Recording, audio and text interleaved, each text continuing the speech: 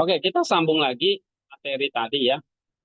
Contoh kasus praksis teoria teologia supaya kalian lebih memahami eh, perbedaan tiga pendakian spiritual itu. Ya. Nah, tadi kita udah bahas di menghadapi kendala atau permasalahan tentang dia merasa tertekan ya. Lalu ada satu dosen yang menurutnya memberikan tugas secara tidak adil. Ya, sering mengkritik pekerjaannya di depan kelas dan tampaknya si dosen itu nggak suka padanya. Ada yang ngalami nggak di sini? Nggak ada. Nah, baik-baik semua nih ya. Di saat yang sama, beban bacaan dan tugas dari mata kuliah lain terasa sangat berat. Ini nggak ada yang ngalami. Berat. Tapi justru yang membuat Budi tertekan itu adalah dia merasa dosennya tidak fair sama dia, ya, dan sering mengkritik dan mempermalukan dia di depan kelas. Bukan mempermalukan lah ya, mengkritik PR-nya lah, misalnya di depan kelas. Nah, dari tahap praktik, apa yang akan dilakukan oleh Budi? Tentu pertama hawa nafsu yang muncul adalah kemarahan, kesombongan tadi ya, keputusasaan, iri hati kan. Nah, yang dilakukan oleh Budi, langkah-langkah praksis yang konkretnya adalah dia mengakui dan menolak hawa nafsu, misalnya saat perasaan marah atau putus asa, Budi belajar untuk tidak langsung menurutinya. Ya, dia berhenti sejenak dan berkata dalam hati, ini adalah kemarahan, ini adalah keputusasaan, Tuhan tolong aku untuk tidak diperbudak oleh perasaan ini. Lalu dia mempraktikkan kasih. Nah, apa itu yang dilakukan? Dia tidak menggosipkan dosen itu, menjelekkan dosen itu, tapi dia secara sadar memutuskan untuk mendoakannya. Ya, dia berdoa, Tuhan berkatilah Bapak dosen, beri beliau hikmat dan kesabaran. Mungkin beliau juga sedang lelah atau punya pergumulan sendiri. Tolong aku untuk tidak membencinya. Nah, ini adalah satu wujud kasih dalam bentuk doa. Oke, ini sebetulnya adalah tindakan kehendak yang radikal melawan arus perasaannya. Nah, perasaannya maunya ya marah dan jengkel dan mungkin eh, menjelekkan dia kan di belakangnya. Tetapi ini justru mendoakan. Yang ketiga, mempraktikkan kerendahan hati. Saat dikritik, Budi berjuang untuk tidak langsung membela diri, ia mencoba mendengarkan, mencari jika ada 1% kebenaran dalam kritik itu yang bisa ia pelajari. Jadi justru kritik itu dia ingin bukan membalas ya, tapi dia justru berdoa, Tuhan hancurkan kesombonganmu, ajarkan aku untuk bisa menerima masuk. Nah ini praksisnya. Yang keempat, mempraktikkan apa? Penguasaan diri. Bahasa Yunani-nya apa? Ya, enkrateia. Jadi saat godaan untuk lari ke hiburan muncul, Budi menerapkan disiplin kecil. Saya akan mencoba 5 menit dan membaca satu halaman dulu sebelum saya istirahat. Ya, jadi ini adalah latihan kecil untuk menguasai kehendak atas keinginan untuk lari dari kenyataan. Nah, melalui perjuangan sehari-hari, kehendak Budi yang tadinya, ini kehendak ya, kehendak Budi yang tadinya diperbudak oleh reaksi emosional, secara bertahap mulai dimurnikan dan diarahkan kembali kepada Tuhan. Nah, ini yang misalnya kalau kalian menghadapi satu kasus seperti ini, praksisnya seperti apa? Ya melawan hawa nafsu tadi, melawan 4 ini. Jadi waktu kamu mengalami satu hal, kamu diagnosis ya, hawa nafsu apa yang muncul. Oke? Lalu kamu mengambil langkah-langkah praksis untuk melawannya. Atau mengarahkan kehendak kita bukan menuruti hawa nafsu, tapi menuruti apa? Kehendak yang alami, ya kan? Kehendak yang alami, misalnya tadi kamu marah, terus kamu bisa ya bisa apa? Membalas. Nah, itu kita menuruti nafsu kita kan. Tapi kalau kita bisa berhenti sejenak tidak membalas, nah berarti kehendak kita diarahkan kepada apa? kehendak yang alami, yang kodrati, yang benar. Itu ya.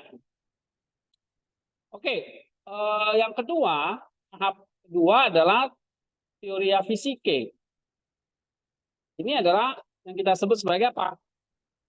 Kontemplasi alamiah. Ya, mati ya? Hah?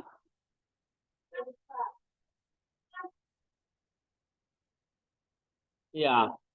Jadi kalau gitu pakai laptop bisa. Oke. Coba nyalain. Ya. Nah, dalam kontemplasi alamiah, oke, betul ya. Kita tunggu dulu.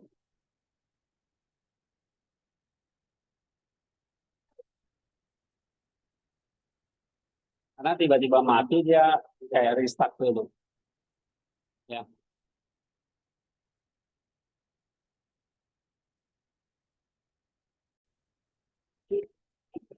Oke, kita lanjut ya. Nah, dalam tahap yang kedua, teori fisika atau kontemplasi alamiah, si Budi mulai bisa melihat makna di balik peristiwa yang terjadi padanya.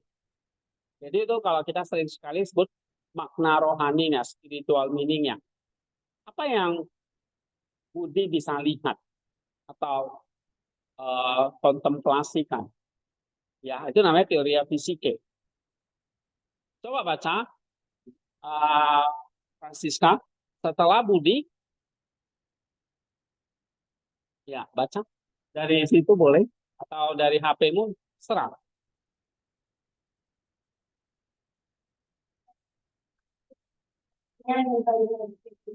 Kabut, kemarahan. Iya, kalau dia sudah melakukan praksis, maka lusnya sekarang apa? Mata hatinya mulai, iya. Jadi bisa melihat dengan cara yang beda lagi, bukan cara melihat menuruti hawa nafsunya, tapi dengan cara yang baru atau cara teori ya namanya. Ya, apa yang terjadi? Pergeseran persepsi. Baca lagi, melihat logos.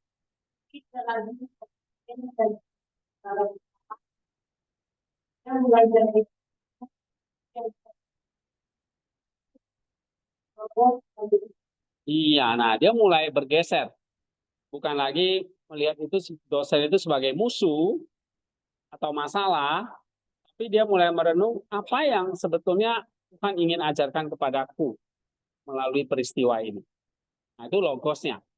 Ya, itu teorianya. Nah, menemukan makna, ia mulai melihat bahwa satu kritik dari dosen itu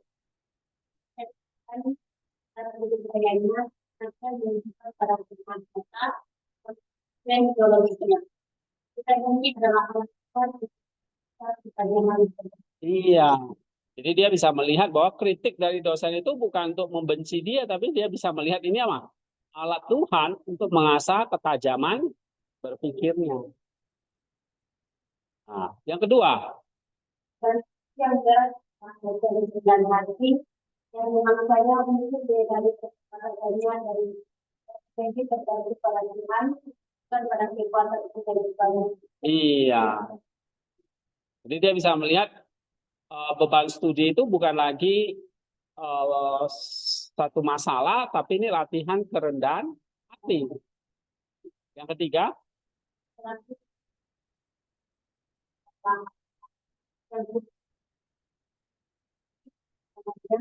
dan baginya dengan sebagai yang utama kasih kepada orang yang juga menyenangkan. Iya. Jadi dia bisa melihat ini sebagai amplas ya untuk membersihkan ya, yang Tuhan gunakan untuk membersihkan atau mengikis sombongannya. Nah, terus pada tahap ini ini menjadi kita para membuka. Iya. Ini membaca hikmat dan kebenaran Tuhan kan tidak hanya dalam Alkitab, tapi juga dalam firman Tuhan yang jelas. Ya, melihat bahwa Tuhan sudah menjadi sebuah ini untuk menjadi karakternya kembali hamba Tuhan ya di masa depan. Iya, nah itu. Jadi kalau kalian sudah bisa merenung ini dan melihat ini adalah peristiwa-peristiwa tadi itu adalah sebagai pembentukan karakter, maka kamu mencapai yang namanya tahap teori ya. Nah, kita sekarang ketiga, tahap tiga apa tuh? Teologia mistike atau teologi mistik. Ini adalah perjumpaan langsung dalam doa dengan Sang Logos, ya, bersama Sang Logos. Coba baca Yusuf.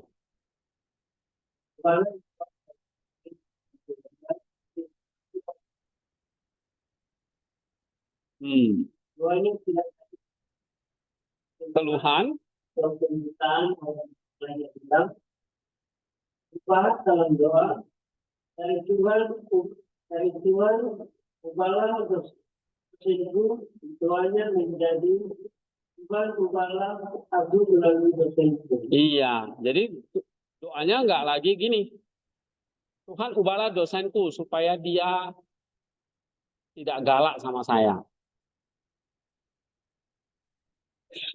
ya kan? Atau tidak mengkritik aku lagi, atau tidak menjelekkan aku dan sebagainya. Tapi doanya justru pakai apa? Tuhan ubahlah aku melalui dosenku. Nah ini nggak gampang. Dosen ini nanti bisa siapa aja, bisa orang tuamu, bisa temanmu kan gitu kan. Orang-orang yang membuat kita marah gitu. Oke. Nah, kalau kamu bisa mengalami perubahan doa seperti ini, kamu masuk namanya tahap teologi mistik. Ya, coba baca lagi Yusuf. Dari Tuhan ingin Tuhan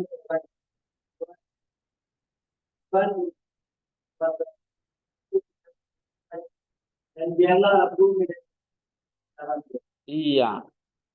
Jadi kalau kamu kan mengalami banyak tugas yang berat ya, pasti doanya pasti adalah Tuhan ringankan bebanku. Nah, tetapi kita diajak untuk naik ke level yang lebih tinggi apa? Tuhan berikan aku kekuatan untuk menanggung beban.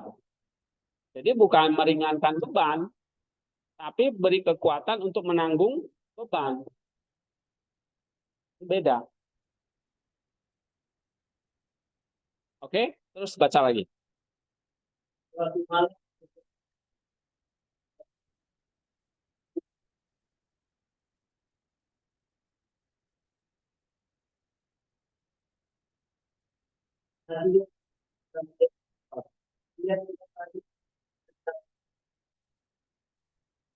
Ya, iya. Jadi waktu misalnya nih, sebelum tidur misalnya ya, sudah sangat lelah, Budi masuk ke kamar, dia berdoa, dia tidak lagi merasakan kemarahan, keputusasaan, hatinya tenang, dan apa yang dia katakan, dia tidak lagi memikirkan daftar tugasnya, tapi pikirannya melampaui semua itu. Nah, ini adalah momen teologi ya namanya. Ya, baca lagi. momen teologi dia mengalami sebuah kehidupan batin yang dalam. Nah, itu dia. Mengalami satu keheningan batin yang dalam. Terus, Tuhan kesaksian dalam satu kehadiran Tuhan yang berhati dan damai. nah, Ada sebuah kesadaran yang mendalam dan tanpa kata-kata bahwa kasih Tuhan jauh lebih besar dari semua masalah. nah itu dia. Kamu pernah nggak alami seperti itu? Mengalami momen teologian seperti Budi ini. Ada yang pernah? Mungkin bisa cerita. Ya nggak mesti di sini ya. Pas misalnya waktu kamu eh, SMA misalnya atau sebelum ke sini gitu. Atau pas memang ada momen di sini.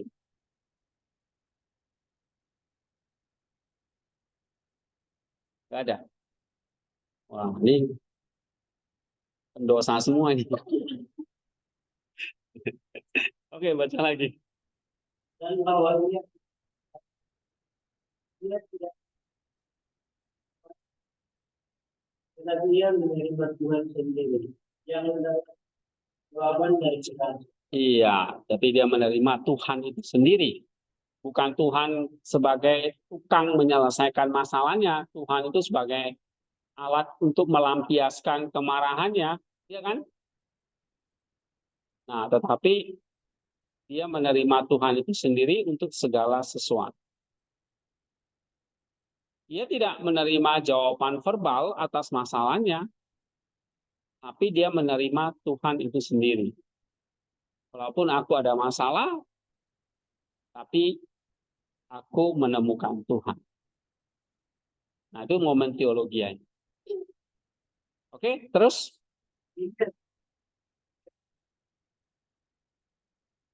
Ya. Kehidupan harinya meskipun dosennya bersama ada tulis menghadapi taman sekali berbeda. Ia menghadapinya bukan dengan kekuatannya sendiri, tetapi dari tempat penelitian dan persekutuan dengan Tuhan yang telah ia pimpin malam seperti. Nah, itu dia. Jadi ada momen teologi yang akhirnya besoknya dia mengalami satu kekuatan yang luar biasa dan dia bisa praksis lagi dengan lebih baik. Jadi ini kayak spiral ya. Tahu spiral ya, kayak per bulat naik ke atas. Ada spiral sama jadinya. Coba. Ini sini praksis teoria dia naik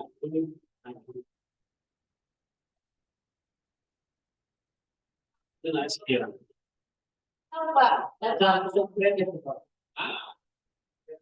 Iya, sok kereta lah ya. Semua kita bilang sok kereta.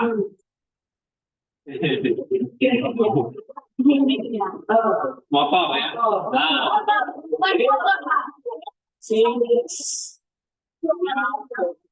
khususnya lagi teori ya. Itu spiral.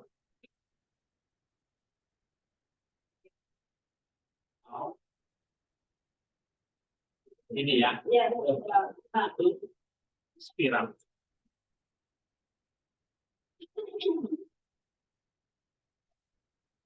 Kamu paling praksis, teori, teologi, nah, perjalanan budi ini menunjukkan bagaimana satu situasi yang sulit yang sama dapat bisa menjadi neraka perbudakan hawa nafsu atau menjadi tangga pendakian menuju perjumpaan dengan Allah. Ya, tergantung pada bagaimana kita meresponnya dengan kehendak bebas kita dalam sinergi dengan anugerah Roh Kudus. Ini menghadapi satu situasi yang sulit, sekarang kembali lagi bergantung kepada kehendak bebas kita. Ini masalah kehendak lagi. Kamu mau bersinergi atau justru mau diperbudak hawa nafsu? Nah, begitu. Nah, ini kembali lagi kehendak bebas kita. Ya. Nah, kalau kamu lihat di sini,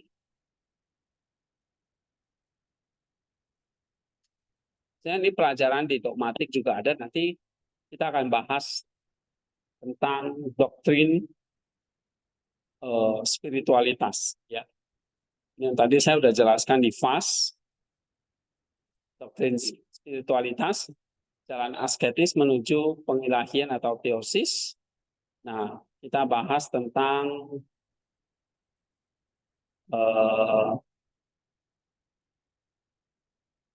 ini ya, bagaimana doktrin itu menyatu di dalam spiritualitas. Ya, jadi spiritualitas itu menjadi teologi yang dihidupi. Kamu belajar teologi tapi dihidupi. Itulah spiritualitas. Nah, tadi kita udah bahas di fase ya. Ada sinergi, ya. Perjalanannya ada 3, praksis, teoria, dan teologia.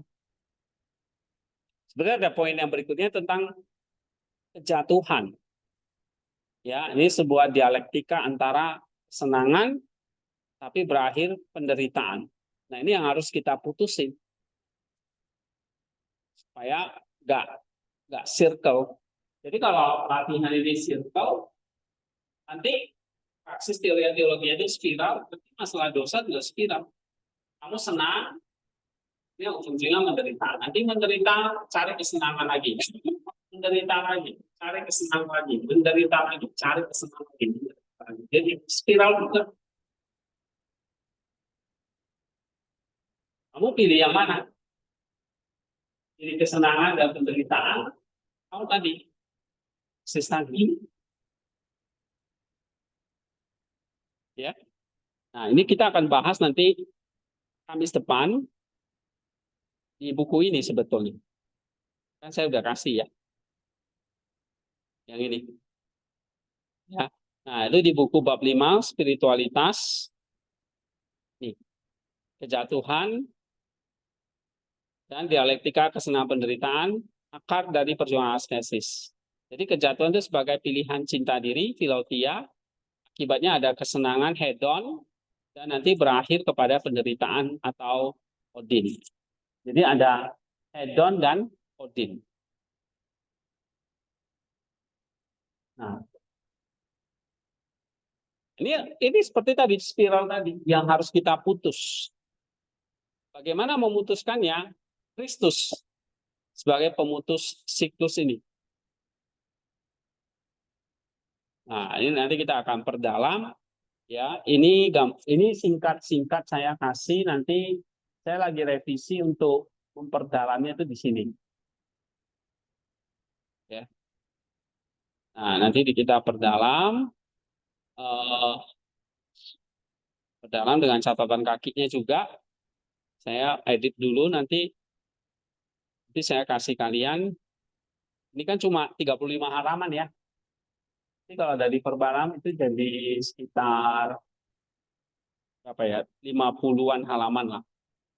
Jadi ada beberapa penambahan. Oke, tapi masalah hedon, kesenangan, dan odin, penderitaan yang kita akan bahas di depan. Oke, waktu yang ada beberapa menit lagi kita mau bahas contoh yang lain ya tentang 3 pendakian tadi, yaitu praksis, teoria, teologia. Jadi, ini sebenarnya saya perdalam lagi di sini ya. Kalau sini kan terlalu ringkas ya.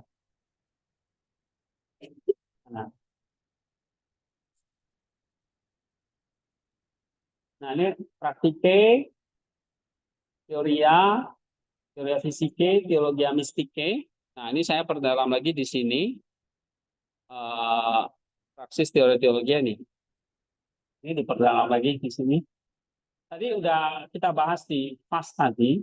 Cuma memang di teologi mistiknya saya percepat ya. Nah waktu. Nah nanti kita akan bahas lagi. Cuma ini akan lebih jelas kalau kamu juga baca contohnya. Ya. Contohnya, contoh yang lain tadi ada kasus Budi nih, kasus Sarah. Nah, kasus Sarah ya. Nah, Sarah ini nama fiktif lah ya. Ada di sini namanya Sarah? Ada ya. Oke. Nah, Sarah ini seorang mahasiswi, tadi cowok ya, sekarang cewek. Namanya Sarah, dia aktif di media sosial, terutama Instagram. Ini siapa yang aktif di Instagram? Semua aktif ya. Oke. Oke. Kalau Hermawan, kalau Selvin apa aktifnya?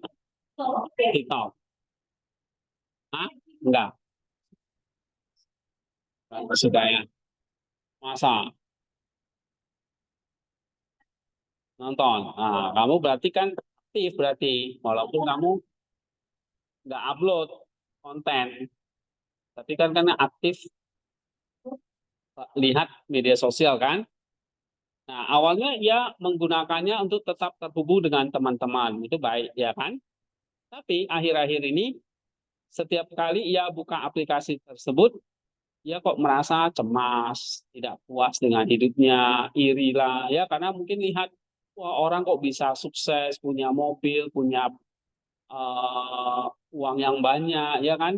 Nah, jadi atau melihat teman-temannya itu udah sukses sementara dia tidak. Akhirnya apa? Dia merasa nggak puas atau dia iri hati gitu.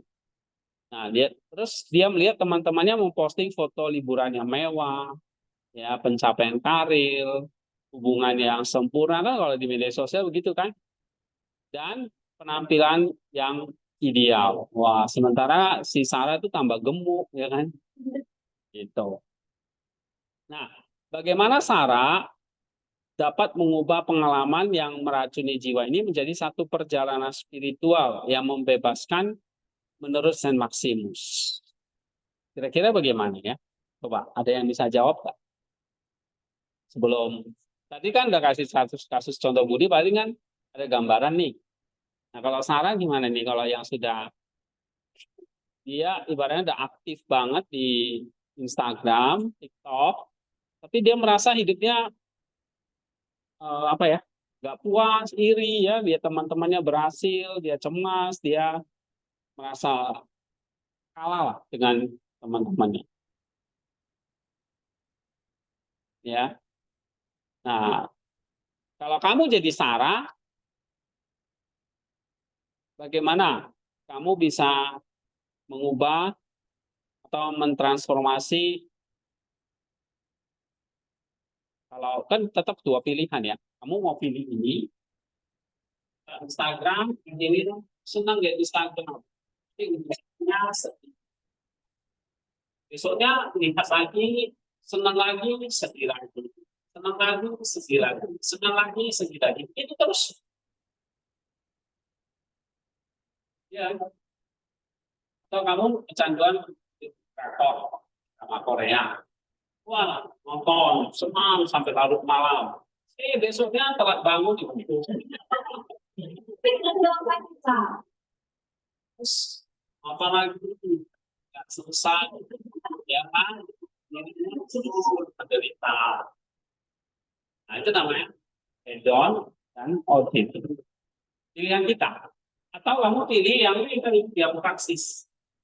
Ya, tuh. Praksis, dia tuh. Nah, ini kehendak kita yang memutuskan. Ya, nah, Sarah, mana kamu adalah Sarah di sini. Apa yang akan kamu pilih? Kalau Sarah pilih yang mana? Yang pendakian atau yang tadi? Nah, kalau pilih pendakian, apa misalnya cara praksisnya apa?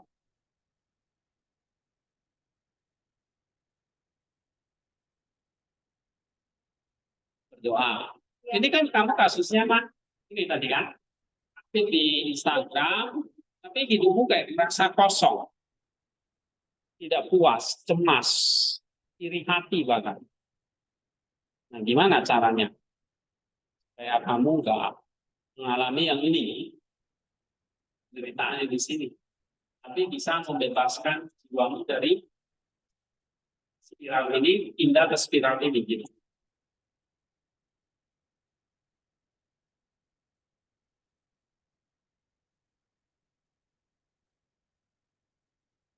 Misalnya apa? Ah, Kecanduan media sosial itu semakin berkurang. oke. Jadi misalnya mau main media sosial tuh pikir dulu nih ya. Eh, tadi kan saya udah doa jangan ya. Karena sesuai doa saya gitu ya. Oke. Jadi kalau nggak ada doa nggak inget ya. Terus gitu ya. Satunya ke sini lagi kan. Coba nih. Tanya.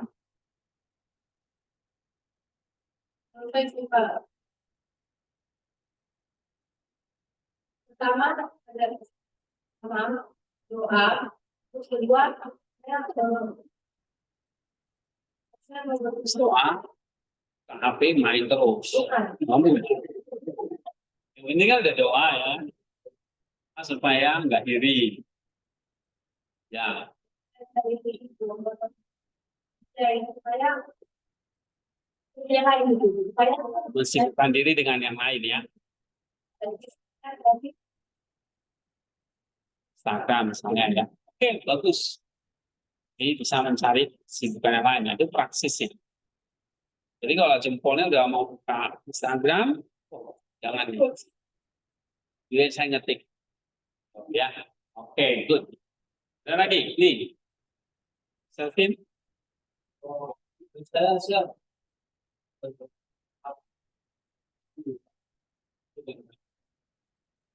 Salah satunya dulu dan kebetulan dulu. Tuh, doa gitu. Pertolongan kepada Tuhan. Lalu melakukan kita akan berbicara mengenai mungkin sedikit menghilangkan yang namanya media sosial ini. Ya, bagaimana Cara cara belajar begitu ya. belajar yang walaupun hal sepele harus dijalani supaya nantinya kita bisa apa saling menjalaninya untuk tipis atau menghindari yang namanya media sosial tadi. Jadi Ya. baru masuk di dalam teoriannya yaitu istirahat. Apa misalnya? Misalnya lihat pekerjaan atau tentunya salah satu tugas kita yang melihat lobby-lobbynya juga. Jadi setelah membuat itu kita sudah kita perlunya tadi kita melihat pasalnya di teorinya tadi kita sudah lebih mendalaminya sehingga nanti di teologi yang tadi kita sudah merasakan yang tadi juga. Ya, ya. Ya. Terus yang lain, nanti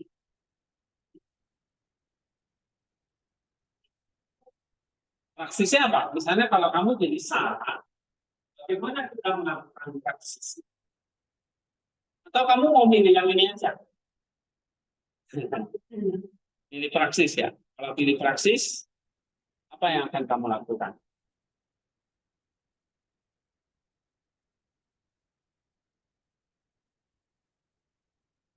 Tadi teman-teman sudah jawab berdoa, belajar, alihkan ke pekerjaan lain. Kamu apa?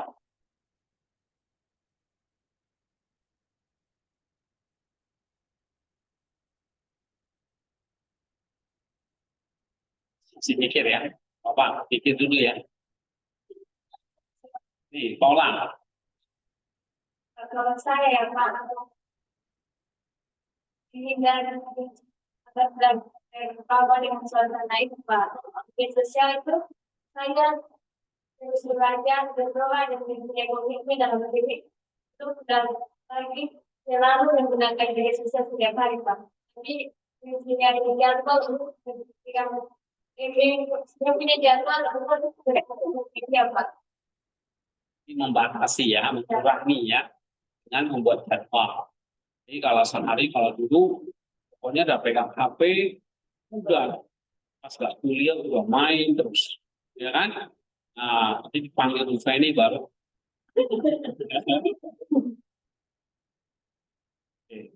Tugas dapur diabaikan, ya kan?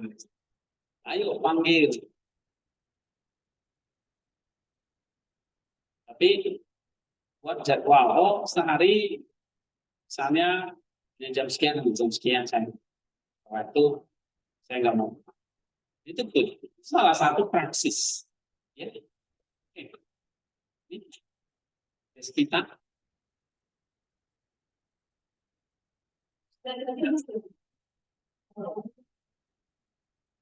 jawab Bisa dikasih juga dulu. cari kesibukannya. Good. Yang lain, nih, cowok-cowok. Nih, Devin. Kalau saya sih berbagai cara saya lebih berdoa terus Yang kedua, membuat pola pikir hal-hal yang tadi merasa tidak merasa cemas dan sendiri itu saya berubah pola pikir saya tentang hal itu. Terus saya mencari sisi saya sendiri karena pikiran saya tidak tergabung sama hal-hal yang kasih. Ini ya, apa pola pikir. Ya, misalnya melihat iri hati. Ya, apa yang saya iri hati?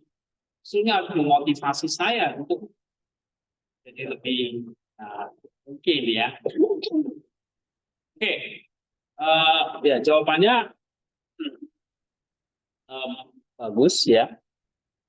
Tapi kalau kita lihat di sini, kalau kita lihat jawaban dari perspektif Maximus, misalnya dia menuntut praksis dulu kan, sebelum ke teoria teologia.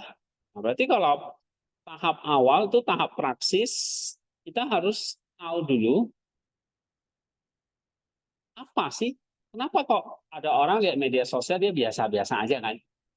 Tapi kalau kamu lihat media sosial, kamu bisa terpicu oleh yang namanya atau dikendalikan oleh hawa nafsu pate. Ada orang lihat media sosial justru malah positif kan. Oh dia dapat banyak pengetahuan gitu kan. Nggak semua media sosial dia jelek. Ya kan? Banyak media sosial juga memberikan kita pendidikan, edukasi. Saya juga pakai. Ya, saya sering share tulisan saya di media sosial. Kalau kamu belajar sesuatu, misal WhatsApp itu media sosial nggak? Sama. Seperti kayak Instagram, TikTok kan, WhatsApp. Saya pakai. Nah, tapi kalau kamu pakai itu, kamu kalau pakai WA, tapi kamu tujuannya untuk belajar, kamu dapat sesuatu. Tapi kalau kamu pakai WA untuk hal yang jahat kan bisa. Nah, jadi tergantung kasusnya Sarah, justru dia nggak dapat yang positif ini, malah dia dikendalikan oleh hawa nafsunya. Nah, pertama adalah kita diagnosis dulu atau identifikasi dulu nih. Kenapa hawa nafsu ini muncul? Hawa nafsu apa yang muncul? Pertama, kita lihat kasusnya Sarah, dia muncul iri hati. Nah, itu namanya petonos. Ya, ini nafsu utama. Ia tidak hanya menginginkan apa yang orang lain miliki, tapi ia juga merasa sedih atas kebahagiaan mereka. Jadi orang sukses dia sedih karena dia nggak sukses. Itu namanya iri hati. Lalu timbullah kesedihan atau keputusasaan tipe. Ia merasa hidupnya sendiri membosankan, kurang berarti dan tidak sebahagia temannya. Nah, ini timbul kesedihan atau putusasaan.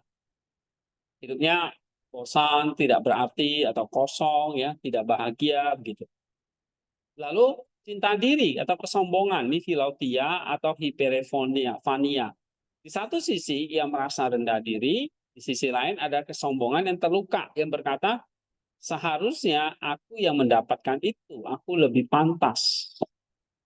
Nah, kita pernah kali ya timbul perasaan-perasaan seperti itu, rendah diri, sombong yang terluka gitu ya.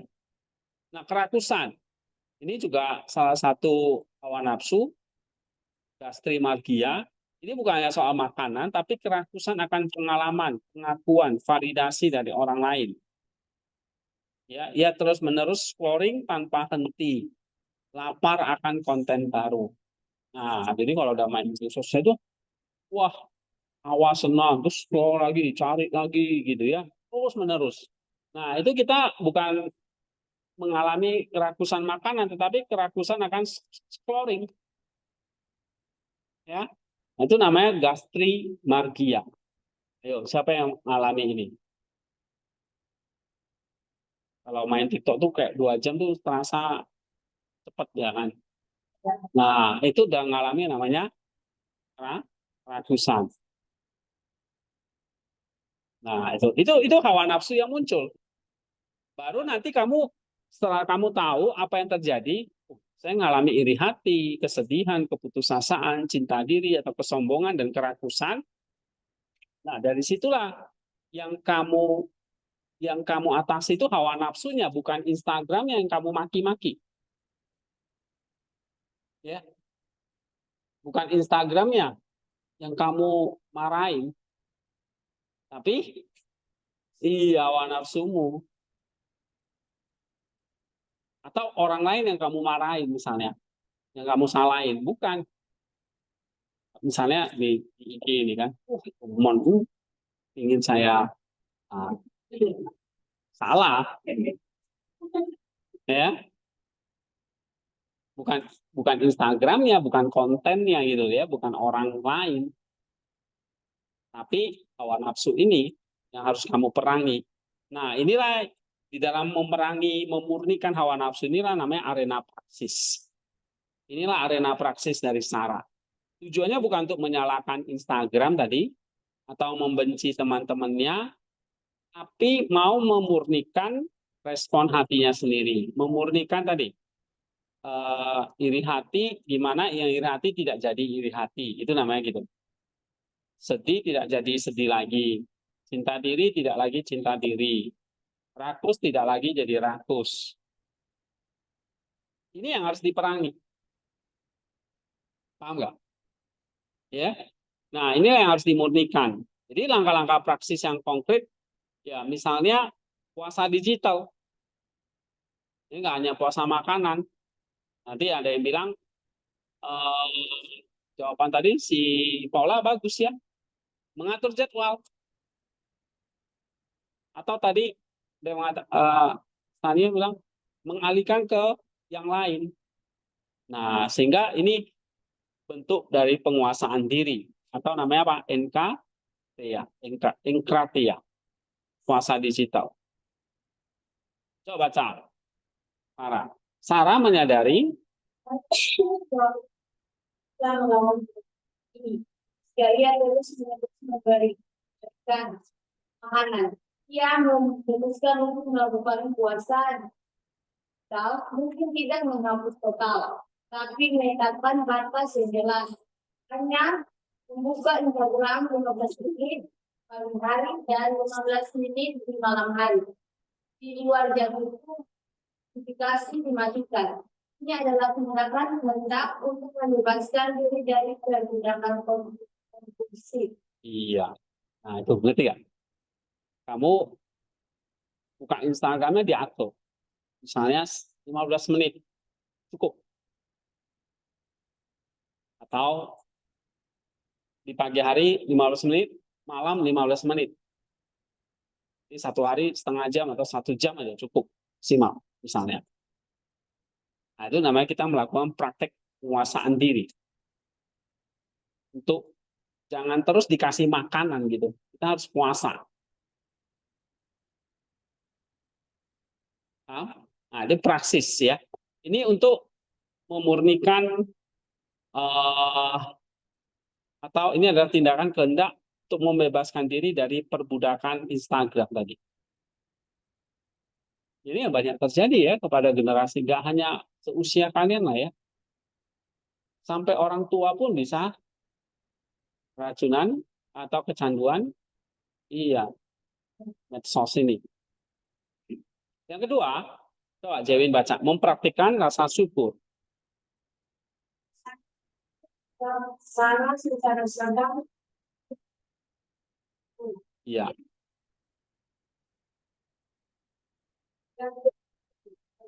Dalam sedikit. Kecil apapun itu, misalnya kita mungkin tidak benar, orang sudah dengan itu, Bisa melakukan suatu pada ini menawarkan kembali apa yang sebagai lalu. Nah, tadi kan ada perasaan apa? Tidak puas kan? Iri hati kan? Gimana cara mengatasi iri hati?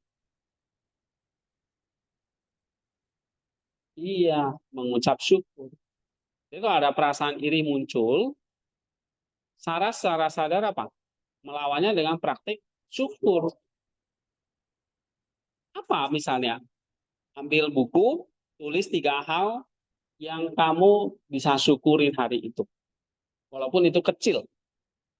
Saya kasih contoh, kamu bisa minum kopi hari ini, atau kamu bisa ngobrol sama teman, ya, atau kamu bisa baca buku dan kamu ngerti sedikit, dari buku itu, memahami satu paragraf yang sulit dari buku kuliah. Nah, itu semua banyak hal yang bisa kita syukuri. Ya, bukan syukurin lo dimarahin dosen. Nah, bukan itu maksudnya. Ya, syukurin lo dapat nilai jelek misalnya. Aku nilainya baik, tinggi, kamu nilainya bukan itu. Ya kan? Tapi mempraktikkan rasa syukur itu terhadap apa yang kita miliki, bukan apa yang tidak kita miliki, ya. Nah, tadi nggak ada yang kepikir kan? Gitu. Oke, yang ketiga, kita bisa mendoakan orang yang iri hati, orang yang ia iri hati. Ya, ini satu bentuk kasih atau agape. Coba baca, neti. Ini adalah langkah yang paling sulit.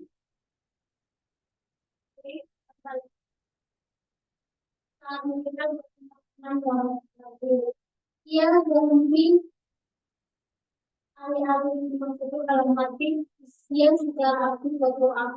Tuhan, terima kasih atas segala hiburan yang Engkau berikan dan teman itu. Semoga ia aman dalam jalannya dan semakin dekat denganmu. Melalui keindahan kamu, dekatilah dia. Tindakan ini secara langsung membuat Ajun jadi hati dan mengubah menjadi lantaran kasih. Iya. Jadi kan tadi ada iri hati dari teman yang lebih sukses ya kan. Karena melihat postingan teman, dia jadi iri. Tapi gimana caranya? Hah? Iya. Tuhan, terima kasih atas berkat liburan yang kau berikan kepada temanku. Kau berkat kesuksesan yang Tuhan berikan kepada dia. Kita doakan dia justru. Ya, bukan doanya, Tuhan, tolonglah dia supaya dia gagal. Gitu ya. Atau mengalami musibah. Nah, itu bukan doa yang benar. Jadi kita mempraktikkan satu bentuk doa untuk teman yang kita iri.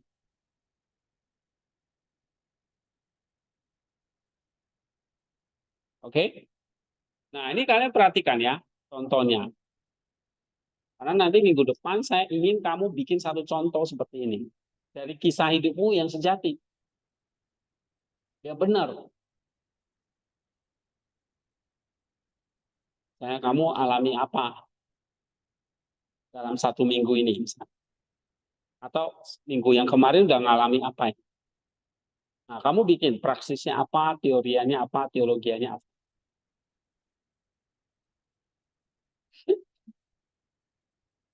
Ya, bisa macam-macam kan? Oke, ini contoh Sarah. Jadi melalui disiplin ini, Sarah secara bertahap merebut kembali kendali atas kehendaknya. Ia tidak lagi menjadi budak dari algoritma, maksudnya Instagram tadi ya, dan emosinya sendiri. Yang kedua, tahap fisike atau teoria fisike, kontemplasi alamiah, dia bisa melihat makna di balik gambar atau di balik konten itu, ya. Coba baca Margareta. Setelah hatinya,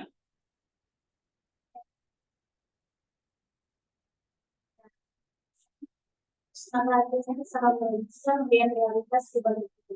Saya maksud iya. Apa itu? Ada pergeseran persepsi ya. Nah, ini tadi yang coba dijawab Selvin ini. Coba baca lagi. saat ini video Hmm,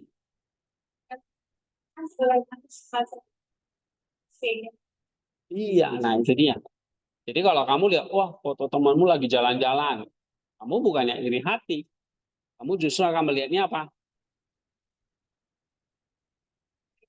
Iya, dia menikmati logos keindahan ciptaan Tuhan. Nah, biasanya kalau kita lihat teman-teman jalan kan biasanya, ah, aku juga kepingin ya. Kapan aku ke sana? ya kan? Atau pikirannya lebih parah, kamu lihat, semoga besok lu, gitu ya. Wah, lu pergi ke mana? Saya bisa lebih lagi, lebih jauh. Wah, merasa tersaingin gitu. Oke. Nah, jadi bisa berpartisipasi temannya dalam logos keindahan ciptaan Tuhan. Terus ia bisa ikut.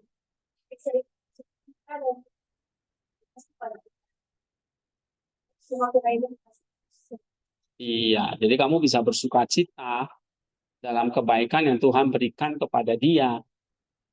Ya. Nah, itu teori ya. Lalu, ya Tuhan di balik yang mulai memahami bahwa itu di media sosial adalah sebuah handphone yang sifatnya kreasi yang tidak lengkap. iya, Kalau senyum yang tanpa sempurna, dia menunjukkan bahwa itu juga memiliki logos sebagai manusia yang berarti ia juga memiliki perkumpulan ketakutan dan selakukan yang sama seperti itu. Yang menyebabkan rasa lemas, asik, menyebabkan lagi informasi. iya. Jadi kalau kamu lihat postingan teman jalan-jalan atau kayak nampak bahagia di balik senyum yang sempurna, kamu juga bisa lihat sebetulnya dia juga sama seperti kita, punya logos sebagai manusia yang diciptakan Tuhan. Berarti dia juga punya pergumulan, punya ketakutan, ataupun kelemahan dan kerapuhan yang sama seperti kita. Jadi kamu bisa mengembangkan rasa belas kasih, ya, welas asih, bukan lagi iri hati. Ya, coba baca Despita. Melihat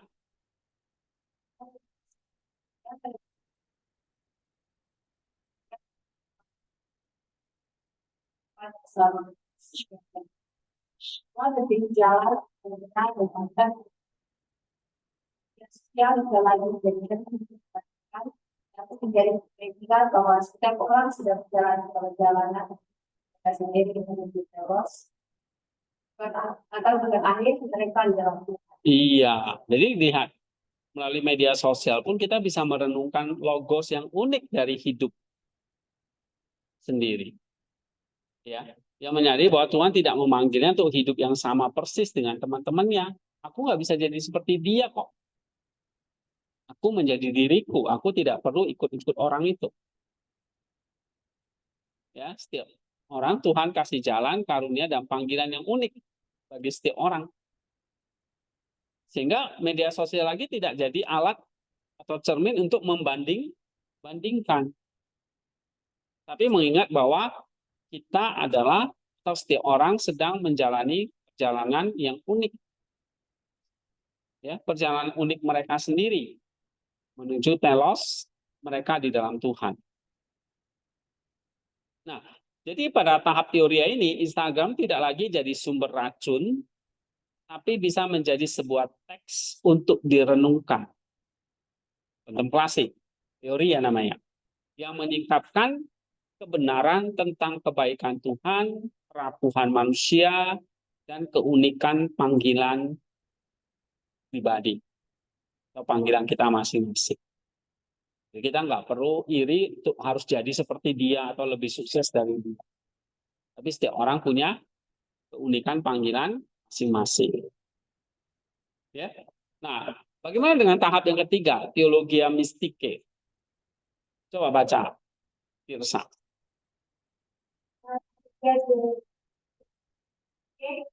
Jumpa dengan sumber koordinasikan sebuah sebagai kedua dari substansi dan yang memancara dan membuat menjadi sumber utama dari identitas dan harga dirinya. Dia dapat menjadi validasi dari lain atau komentar. Terus? Paham dan keinginan nilainya bergeser dari aku ingin dilihat dan dibangun orang lain menjadi aku yang menyenangkan yang sebagai Tuhan. Nah, itu dia. Jadi ada perubahan keinginannya. Kita main media sosial itu bukan lagi cari validasi orang lain. Oh, wah, berapa yang like, berapa yang kagumin aku gitu ya. Nah, tapi justru ingin mengenal dan kasih Tuhan. Suatu hari, Tuhan saya aku meninggalkan konsernya di kamar, pergi berjalan-jalan sendirian di kamar kampus. Dia duduk di bangku, tidak melakukan apa-apa, hanya diam, awalnya saya bisa Cara ponsel, tapi karena ini adalah jalan tidaknya praksis yang mampu bertahan dalam kepentingan itu. Nah, suatu hari dia ke taman, dia menjauh berusaha tidak mau melihat handphone. Tapi dia duduk diam, dia hening. Karena tadi kan dia udah melatih kendaknya kan. Aku pakai media sosial itu cuma 15 menit. Bukan 15 jam. Suatu hari dia aman dan dia mau bertahan dalam keheningan. Nah, disitulah dia mengalami namanya nih, momen teologi ya. Coba. Baca lagi.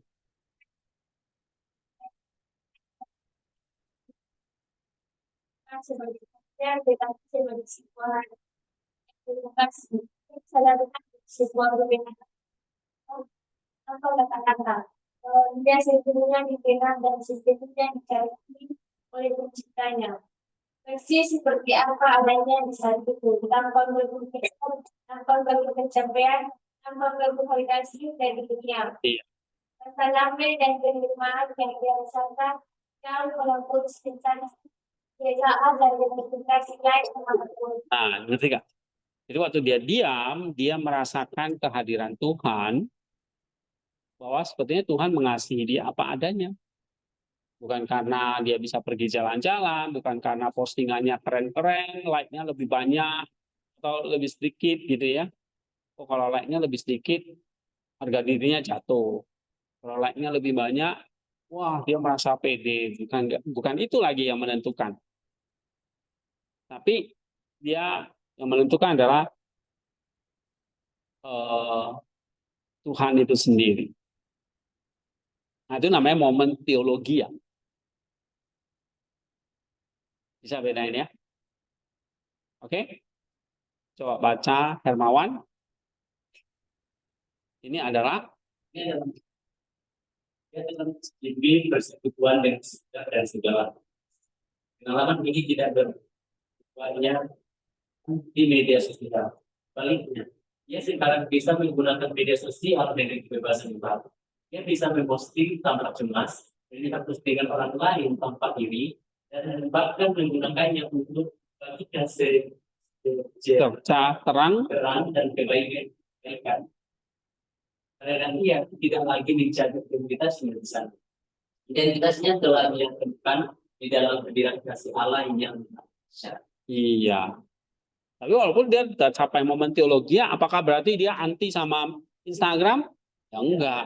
Sekarang dia pakai Instagram itu dengan cara yang baru. Tidak terikat lagi. Tidak teracuni lagi oleh hawa-hawa nafsu tadi. Ya, dia masih bisa menggunakan media sosial dan kebebasan yang baru. Dia bisa memposting tanpa cemas. Dia melihat postingan orang lain tanpa iri hati. Ya, bahkan dia bisa pakai media sosial itu untuk membagikan sesuatu tentang kebaikan. Oke? Nah, karena ya memang identitas dirinya bukan lagi ditentukan oleh media sosial, tapi oleh Tuhan itu sendiri. Nah, kira-kira begini contohnya. Jelas nggak? Lihat nggak perbedaannya? Jadi kalau praksis mengatasi hawa nafsu, memurnikan hawa nafsu, teorinya kamu bisa melihat apa yang Tuhan ajarkan melalui peristiwa itu, dan teologi mistik itu adalah kamu mengalami momen teologi di mana kamu melihat Kristus. Nah, saya mau kalian coba ya, aplikasikan ini dalam satu contoh.